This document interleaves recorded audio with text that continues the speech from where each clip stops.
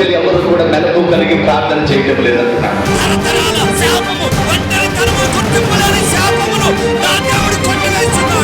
మన దేవుడు ఆశీర్వాదమిచ్చే దేవుడు, స్వస్థపరిచే దేవుడు, జ్ఞానమిచ్చే దేవుడు, బలమునిచ్చే దేవుడు, ఏ మేలు చేయక మానని దేవుడు.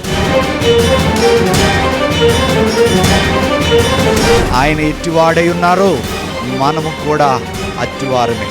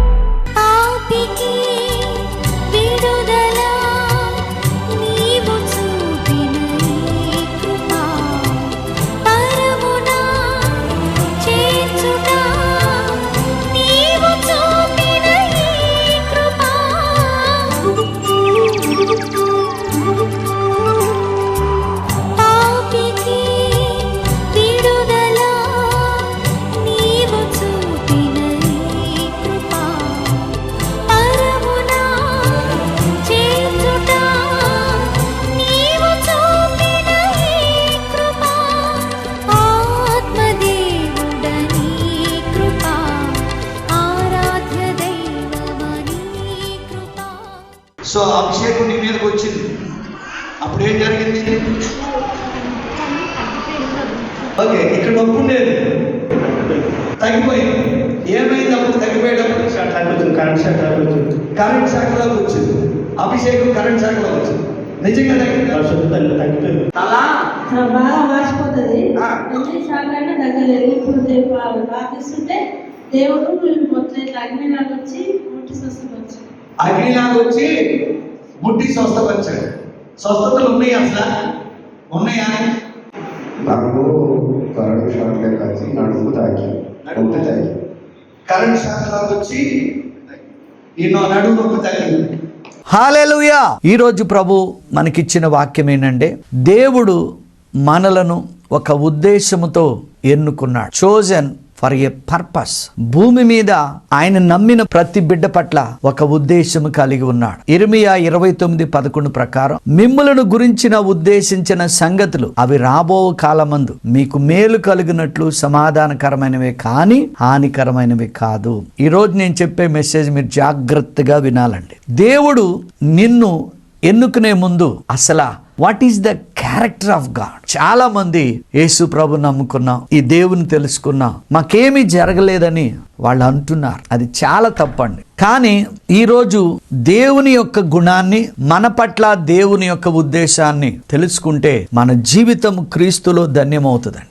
మొట్టమొదట దేవుని క్యారెక్టర్ చూస్తే నిర్గమకాండంలో 34లో 1 నుంచి 10 వరకు మీరు చదవండి. 5-6 వచనాల్లో అక్కడ ఈ సందర్భం ఏంటంటే, మోషేని రెండవసారి మొదట ఆయన సీనాయి కొండ మీద తీసుకొచ్చినప్పుడు అప్పుడు ఆ పలకలు ఏమైనాయో తెలుసు. కానీ మరలా ప్రేమతో రెండవసారి మోషేను ఆ కొండ మీదకి రమ్మంటాడు. ఒక్కడనే ఉదయకాలం సిద్ధపడి 2 పలకలు తయారు చేసుకుని రమ్మంటాడు. దేవుడు చెప్పినట్లు తన ఉదయకాలముని పెందలు కడలేసి ఆ కొండ మీదకి వెళ్తాడు. కానీ తనతో పాటు ఏ మానవుడు ఉండకూడదు, తన చుట్టూ ఏ యొక్క మేకలు గాని గొర్రెలు గాని పశువులు గాని ఉండకూడదు. నిర్గమకాండం 34లో ఆ కొండ మీదకి మేఘములో దిగి వచ్చి యెహోవా దేవుడు నా నామము యెహోవా అని ప్రకటించుకుని అక్కడ ఆయన క్యారెక్టర్ని చెప్తాడండి. ఒక్కసారి చదవండి అక్కడ 5-6 వచనాలు.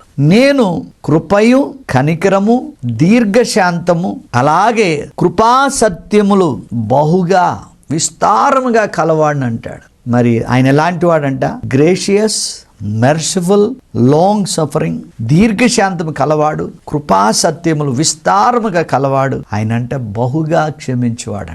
ఏ క్రైస్తవుడైనా ఏ భక్తుడైనా దేవుని గుణములోనికి వెళ్ళిన వాడు ఖచ్చితంగా గొప్పగా వాడబడతాడు, గొప్పగా దీవించబడతాడు. ఆమేన్. ఇంకా అక్కడ నెక్స్ట్ వచ్చిన అంటాడు, మరి వాళ్ళు నాకు సిగ్గుదించారు గనుక వారిని నేను క్షమించును అంటాడు. మోషే నేలకు వంగి నమస్కారం చేసి ఆయన వేడుకున్నప్పుడు మరలంటాడు, ఈ జనముల మధ్య గొప్ప కార్యాలు, ఇంకెన్నడూ చూడలేని ఘనమైన కార్యాలు నేను చేస్తానంటున్నాడు. ఈ రోజు ఎవరైతే ఈ మాటలు వింటున్నారో, ఎన్ని సంవత్సరాల నుంచి అయితే మీ జీవితంలో అద్భుతాలు జరగలేదు, ఇప్పటికైనా నీలో ఉన్న బలహీనతలను ఆయన దగ్గర ఒప్పుకుని విడిచిపెట్టి దేవుని గుణం కనికరాన్ని ధరించుకోండి, ప్రేమను ధరించుకోండి, దయను ధరించుకోండి, దీర్ఘశాంతము కలవారే కృపాసత్యములను పొందుకునుంటే అప్పుడు దేవుని గుణములోకి వస్తారు, మీరు గొప్పగా దీవించబడతారు. ఆమేన్, హల్లెలూయా. ఈ గుణాలు కలిగిన వారు ఎవరంట? ఏ చోజన్ పీపుల్. ఈ రోజు యోనాలో కొన్ని విశేషాలు చూద్దామండి. యోనా గ్రంథము 1వ అధ్యాయంలో 7-8 వచనాలు, దీనిలో గొప్ప మర్మం ఉన్నదండి. యోనాను దేవుడు వెళ్ళమన్నది నినివాకైతే తన తర్షీషుకు వెళ్తున్నాడు. ఎందుకు ఈ ప్రవక్త వెళ్ళాలంటే, నినివా పట్టణం అంతా నేను నాశనం చేస్తా, కానీ ఆయన ప్రకటించినప్పుడు మరి వాళ్ళు పశ్చాత్తాపడ్డారు, మరి ఆ పట్టణం రక్షింపబడింది. ఇక్కడ అది కాదు ముఖ్యం. ఈ రోజు దేవుడు మనతో సెలవిచ్చే మాట ఏంటంటే, ఇక్కడ ఎప్పుడైతే వేరే చోటకి వెళ్ళేటప్పుడు ఓడ అడుగు భాగమున యోనా నిద్రిస్తున్నాడు, కానీ ఆ ఓడవారు వచ్చి ఇంత ప్రళయము జరుగుతుంది, ఇంత తుఫాను కలుగుతుంది, ఇంత కీడుకి కారణం ఎవరో అని వారు 7-8 వచనాల్లో వారు చీట్లు వేసుకున్నప్పుడు ఆ ఓడలో ఇతను కూడా ఉన్నాడు కనుక అతని పేరు వచ్చినప్పుడు, ఇంత కీడు జరగటానికి కారణము నీవేనా అని వాళ్ళు అడుగుచూ అక్కడ 4 క్వశ్చన్స్ ఈ రోజు క్రైస్తవులు వేసుకోవాలి. నీ వ్యాపారం ఏమిటి? Number 1, what is your occupation? రెండవది ఏమంటున్నాడంటే, నువ్వెక్కడి నుండి వచ్చిచున్నావు? నీ దేశమేది? నీ జనమేది? ఒక్కసారి యేసు ప్రభు నమ్ముకున్న ప్రతి విశ్వాసి, ప్రతి కుమారుడు, నువ్వు ఏ ఉద్యోగం చేయొచ్చు, ఏ వ్యాపారం చేయొచ్చు, ఏ ఇండస్ట్రీ పెట్టొచ్చు, కానీ నీ తండ్రి ఆయన, నువ్వు ఆయన కుమారుడు గనుక నీ వ్యాపారము, అలాగే నువ్వెక్కడి నుండి వచ్చావో, నీ దేశమేదో, నీ జనమేదో ఎన్నడూ కూడా మర్చిపోకూడదండి. మర్చిపోయాడు జోనా. వెళ్ళవలసిన చోటకి వెళ్ళకోకుండా, వాళ్ళని కాపాడుకోకుండా, వాళ్ళ నరకమును తప్పించుకోకుండా చక్కగా భయపడి వెళ్ళిపోతున్నాడు. కానీ ఈ రోజు క్రైస్తవులు చాలా మంది మరణ పడకలో ఉన్నావు, అప్పుడు అంట నేను సేవ చేస్తానంట, బాగుపడ్డాక సేవ లేదు, ఏం లేదు. వివాహం జరగమును అబ్బో నేను ఖచ్చితంగా నా భర్త నేను ప్రతి సండే వెళ్తా ఉంటాడు. కష్టాలు ఉన్నప్పుడు, బాధలు ఉన్నప్పుడు ఎన్నో వాగ్దానాలు చేస్తే నేను సేవ చేయాలి, దేవుని ఆత్మలు సంపాదించాలి. కానీ ప్రభు అడుగుతున్నాడు, నీ వ్యాపారం ఏంటి? ఎక్కడి నుండి వచ్చావు? నీ దేశం ఏది? నీ జనం ఏది? ఈ 4 పాయింట్లు, కొన్ని మర్మాలు మనం తెలుసుకుందాం. Nothing is hidden from God. ఈనాడు క్రైస్తవులు తెలుసుకోవాల్సింది ఏంటంటే, రక్షణ పొందావు, దేవునిలో ఎదుగుతున్నావు, తల్లిదండ్రుల మీద ప్రేమ లేదు, ఆదరణ లేదు, దైవజనుడు అంటే గౌరవం లేదు, నోరు తెరిస్తే అబద్ధాలే అబద్ధాలే. అందుకే సంఘము క్షేమం పొందట్లా, సంఘం అభివృద్ధి పొందట్లా. ఈరోజు నీతో 4 మాటలు దేవుడు స్పష్టంగా మాట్లాడుతున్నాడు. ఒకటండి, దేవుని సన్నిధిలో ఏది దాగదు. కీర్తనలు 139:4 ప్రకారం, నువ్వు లేచుట, నువ్వు కూర్చుండుట,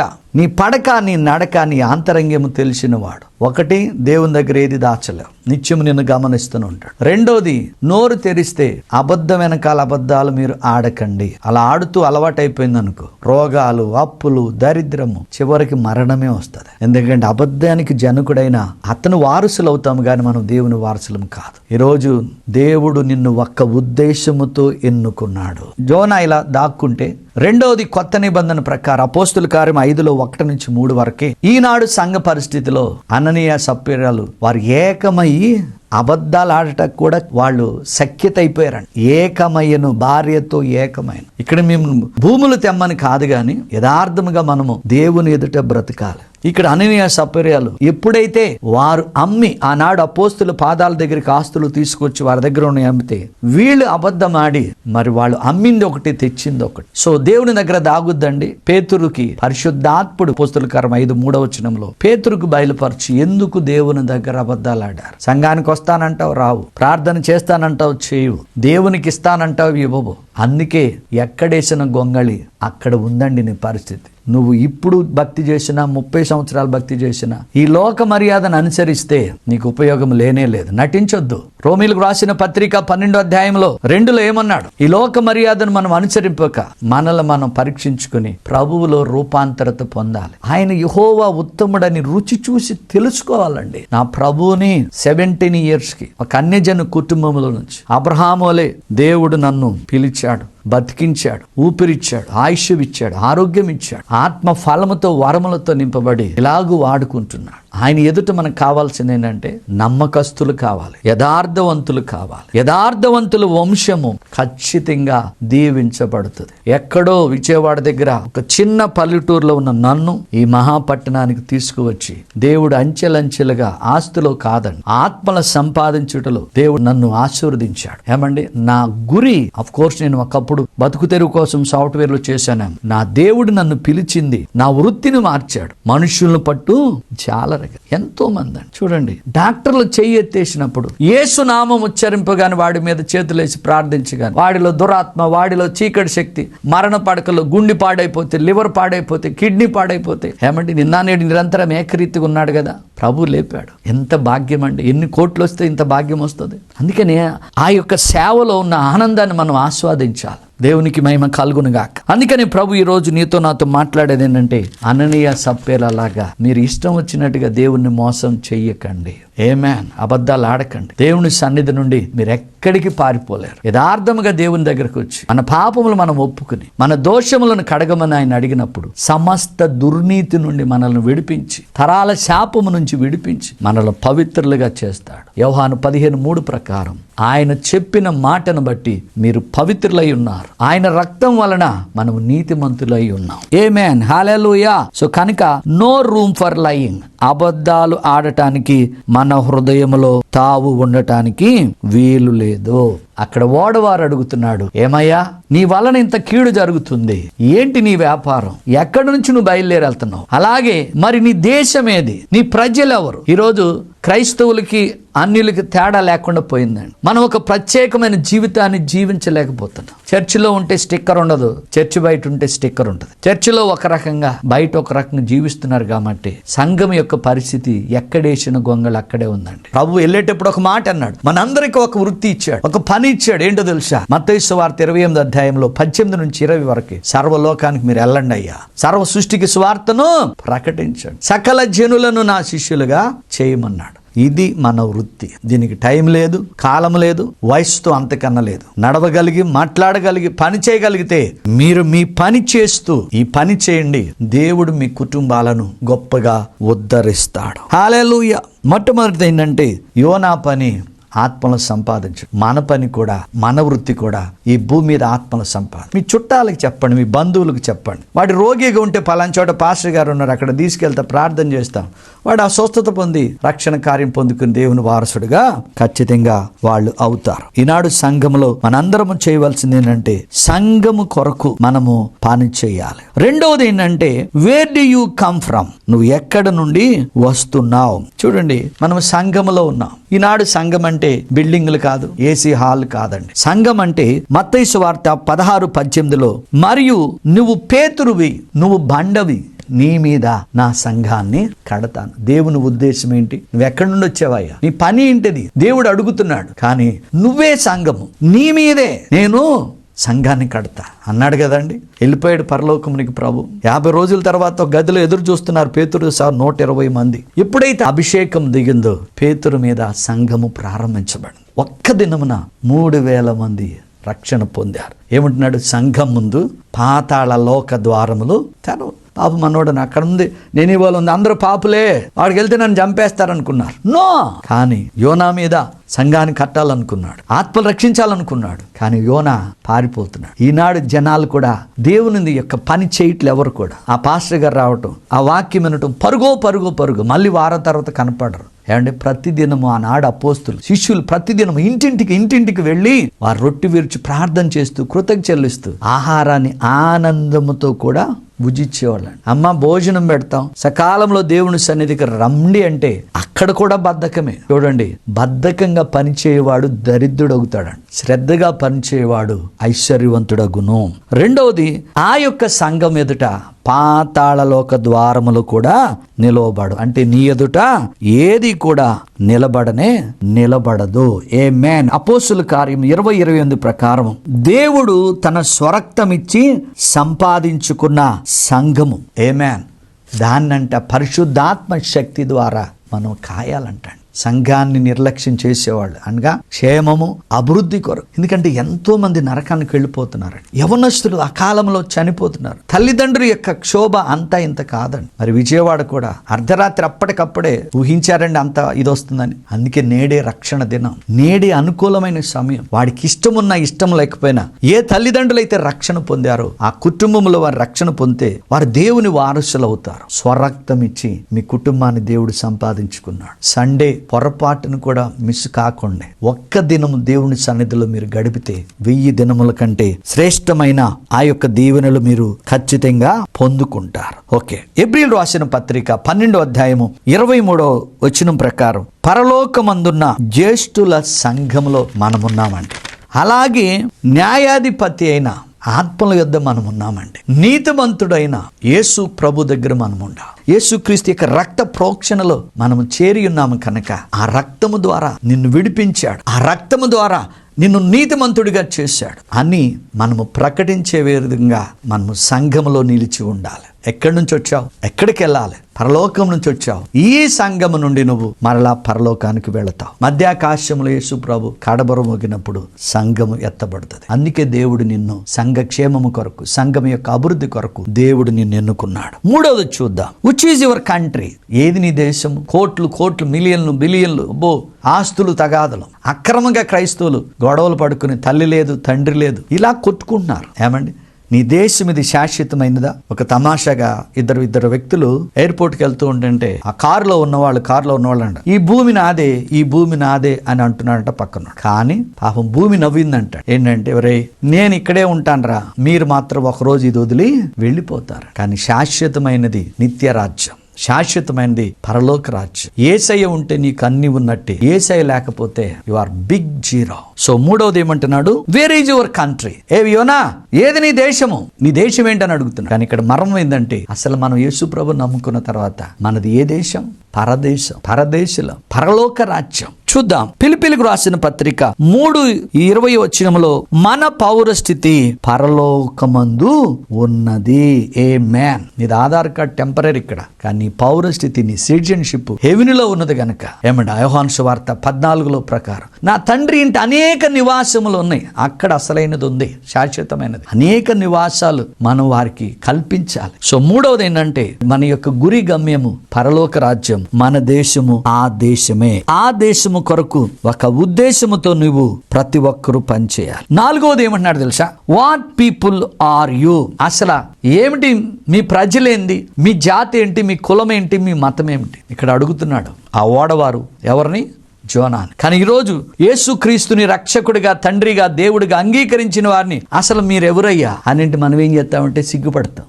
ఎందుకంటే మనం ఎవరో మనకే తెలియదు. మేమండి అంటారు. కానీ 1 పేతురు 2:9 ప్రకారం చీకటిలో నుంచి ఆశ్చర్యకరమైన తన వెలుగులోనికి నడిపించిన యేసు క్రీస్తు యొక్క గుణాతిశయములు, ఆయన దీర్ఘశాంతం, ఆయన కనికరం, ఆయన దయ, ఆయన కృపా సత్యములను ప్రకటించే వారిగా రాజులైన యాజక సమూహము. ఇది చెప్పాలి జోనా. మళ్ళీ ఏమంటున్నాడు?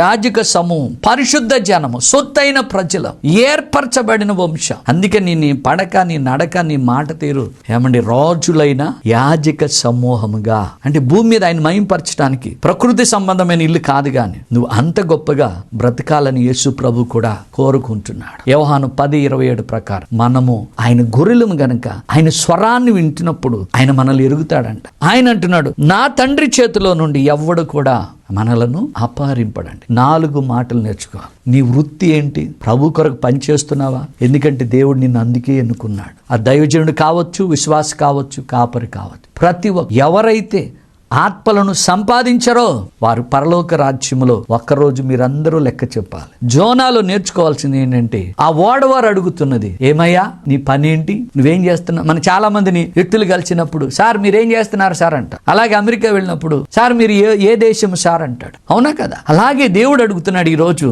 మన పని ప్రభువుని ఆరాధించుట, ప్రభువు యొక్క దగ్గరికి అనేక ప్రజలను చేర్చుట. మన దేశము పరలోకం, మన ప్రజలు దేవుని యొక్క ప్రజలు. మొదటి పాయింట్ మన పనేంటి, రెండవది మనము ఎక్కడి నుంచి వచ్చాం, మూడవది మన దేశం ఏది, నాలుగవది మనము ఎవరి ప్రజలమై ఉన్నామనేది మనం తెలుసుకుంటే సమస్త బంధకముల నుండి మనము ఖచ్చితంగా విడిపించబడతాం. ఈరోజు 2 మాటలు. దేవుని ఎదుట మనము ఏమీ దాచలేము, ఆయనకి అన్నీ తెలుసు. అందుకే మనము దేవుని ఎదుట అబద్ధం ఆడకూడదు. రెండవది ఏంటంటే, దేవుడు మనకు అప్పగించిన పనిని మన పనులు మనం చేసుకుంటూ, ఈ పోషణార్థం చేసుకుంటూ ఆయన పని చేస్తే అదే అంటున్నాడు, నా నీతిని నా రాజ్యమును మొదట వెతకండి, సమస్తం మీకు అనుగ్రహించబడను. మనందరము కూడా ఎన్నుకున్న ప్రజలం, రక్తము చేత కొనబడిన ప్రజలం, ఆయన సొత్తు గనుక.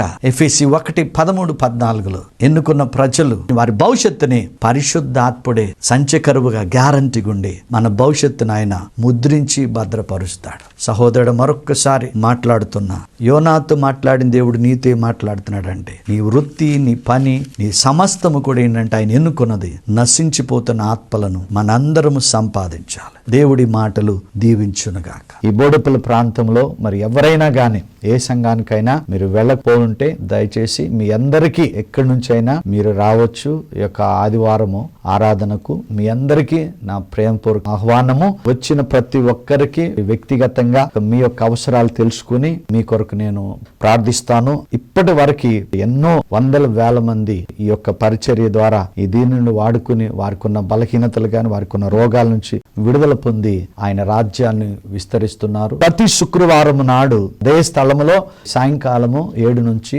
9 వరకు స్వస్థత, సమృద్ధి, విడుదల అనగా PHD సర్వీస్ ఉంటది. ఎవరైతే కష్టాలతో బాధలతో ఉన్నారో, రోగాలతో ఉన్నారో, దురాత్మల చేత బాధపడుతున్నారో దయచేసి మీరు ఈ సమయాన్ని సద్వినియోగం చేసుకోవచ్చు. మీ అందరి కొరకు ప్రార్థిస్తా. దేవుడు మిమ్మల్ని స్వస్థపరిచి విడుదలిచ్చి ఆయన నామాన్ని మహిమపరుచుకుంటాడు. దేవుని నామానికి మహిమ కలుగునుగా. హల్లెలూయా. గడిచిన వారములో, గడిచిన కాలంలో దేవుడు చేసిన కొన్ని అద్భుతాలు తెలుసుకుని మన యేసయ్యను మహింపర్దాం. ఒకే కుటుంబంలో 2 అద్భుతాలండి.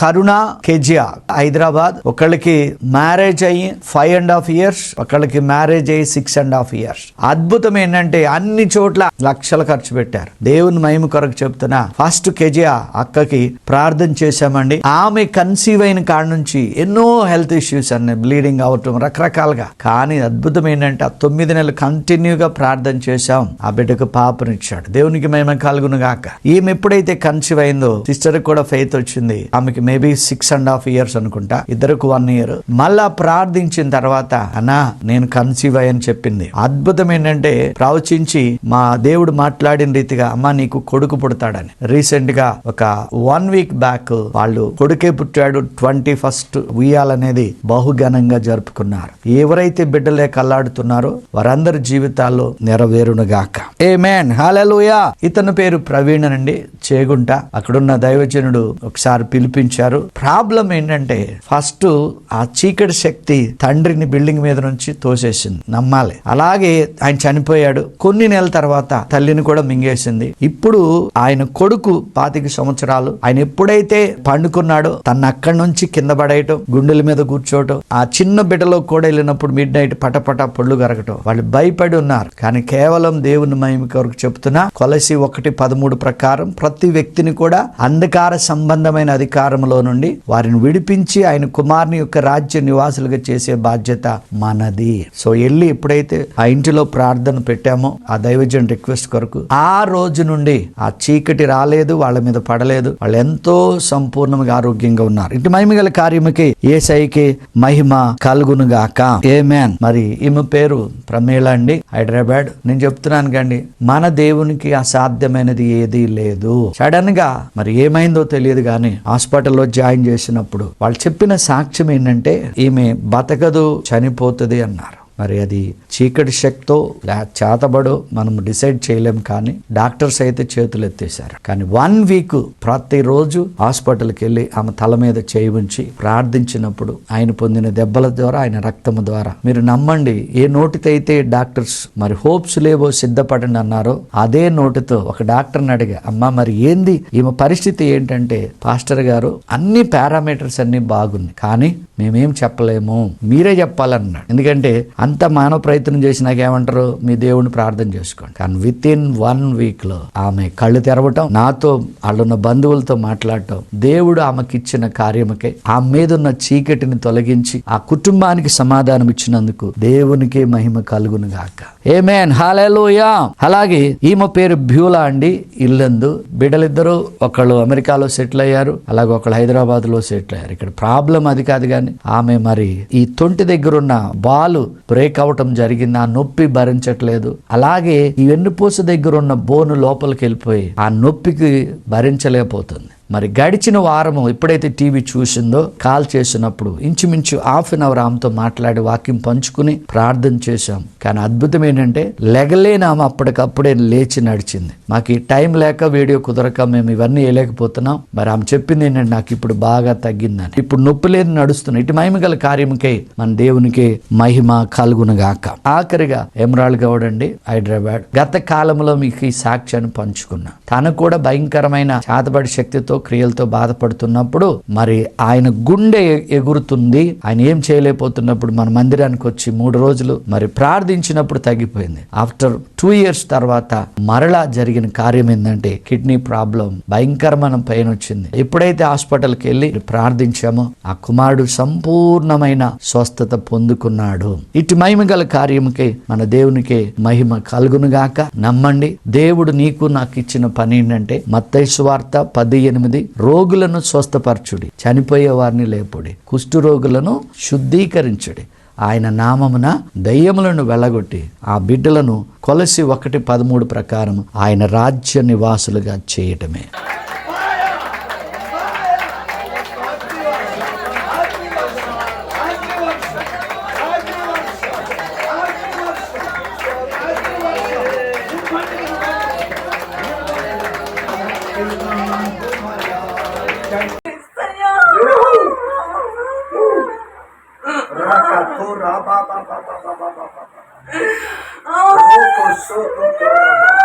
ఎన్నటికీ no trouble, no sickness, no darkness. ఆ ముగ్గురిని నాయన మీ చేతిలోకి తీసుకున్నందుకు వారు మీ స్వాధీనంలో ఉంటుంది. యేసు నామములో ఆ ముగ్గురు నాయన మీ చేతిలో బందీలుగా ఉండునుగా, నీ సేవకులుగా మారునుగా, నీ బిడ్డలుగా మారునుగా. వీళ్ళకిచ్చిన సంపూర్ణమైన విడుదలకు వందనాలు. నీకు మహిమ చెల్లిస్తున్నా. ఫినిష్. Okay, right. హల్లెలూయా. దావీదు సమూయేలు అభిషేకించిన శేరోమా హాతారాక ఫైర్ ప్రభు యొక్క పరిశుద్ధ అగ్ని నీ దేహం అంతా తాకడం నీకు చూస్తున్నా. ఓ తండ్రి నీకు వందనాలు. దేహంలో దాగి ఉన్న సమస్త బలహీనత, అనారోగ్యం వేరుతో సహా బయటికి పౌనుగా వేరుతో సహా ప్రతి బలహీనత బయటికి నూతన ఆత్మతో, నూతన బలం, నూతన శక్తితో అనేక జనములకు తల్లిగా కూడా దీవించబడ్డాను. నీ లోగితో నీ భార్య ఫలించి ద్రాక్షలు ఈ వాగ్దానం నెరవేర్చు. తన భర్త ఎడల పెడుకున్న కళ, కుమార్తె ఎడలని పెడుకున్న యేసు నామములో సంపూర్ణముగా నెరవేరునుగా. అందుకు పరిశుద్ధాత్ముడే సత్యకరుడు ఈ ఆత్మ జీసస్. ప్రార్థించుకుందాం. మహాపరిశుద్ధుడా, జీవం కలిగిన తండ్రి, నీకు వందనాలు చెల్లిస్తున్నా. We are the chosen for a purpose. ఈ భూమి మీదకి మేము ఎందుకు వచ్చామంటే ఫలించి అభివృద్ధి పొంది విస్తరించుటే కాదు గాని, సమస్తమును ఏలుట లోపరుచుకోవటం కాదు గాని, ఎవరైతే ఇంకను ప్రభా నశించిపోతున్నారు, యేసు క్రీస్తే నిత్యమైన దేవుడు రక్షకుడని తెలుసుకోలేకపోతున్నారు, వారికి నాయన నిన్ను గురించి ప్రకటించి, వారు ఏ రోగములు ఉన్నారో, ఏ బలహీనతలు ఉన్నారు, ఏ మరణ పడకలో ఉన్నారు, ఏ శాపములో ఉన్నారు, వారిని విడిపించి నాయన నీ రాజ్య నివాసులుగా చేయటమే. అందుకే నాయన ఆ ఉద్దేశముతో మమ్మల్ని మీరు ఎన్నుకున్నందుకు వందనాలు. ఈ దీనుడిని నాయన ఎన్నుకుని తల్లి గర్భంలోనే మీరు వాడుకుంటున్న విధానంకే కోట్లాది స్తుతులు. ఈ మాటలు వారి హృదయంలో పదిలపరచండి నాయన. తండ్రి, ఎవరైతే అనారోగ్యంతో బాధపడుతున్నారో, తల నుండి అరికాలు వరకు తాకండి నాయన, ముట్టండి ప్రభు. ఇప్పుడే పరిశుద్ధాత్మ వారి మీద కుమ్మరించబడునుగా, వేరుతో సహా ఆ బిడ్డలో ఉన్న చీకటంతయు తొలగిపోవునుగా. నీవు పొందిన గాయముల చేత, నీవు కార్చిన రక్తము ద్వారా నీ బిడ్డలకు సంపూర్ణమైన స్వస్థత యేసు నామములో కలుగునుగాక. గృహాలను కట్టండి, వివాహాలు జరిగించండి. ఆయన కనని గర్భం యేసు నామములో కనునుగాక ప్రభు. దేవా, చీకటి క్రియ నుంచి విడిపించండి. ఈ ప్రోగ్రాం నిరంతరము కొనసాగుటకు నాయన సహకరిస్తున్న ప్రతి కుటుంబాన్ని దీవించమని యేసు నామములో ప్రార్థిస్తున్నాము తండ్రి, ఆమేన్. God bless you. దేవుడు మిమ్మల్ని బాగుగా దీవించునుగాక.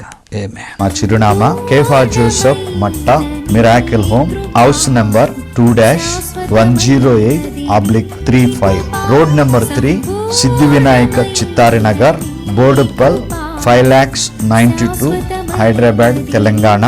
Back side Shankaraiah function hall. మా ఫోన్ నంబర్ 9848195752.